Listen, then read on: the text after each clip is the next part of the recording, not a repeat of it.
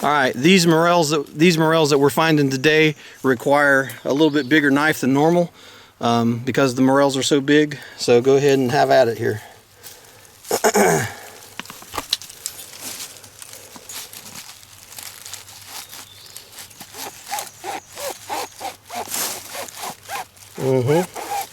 That's what I'm talking about.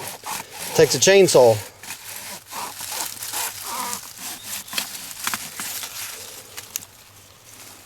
All right. Now, what do you think about that? That's what you call a morel right there. Unbelievable.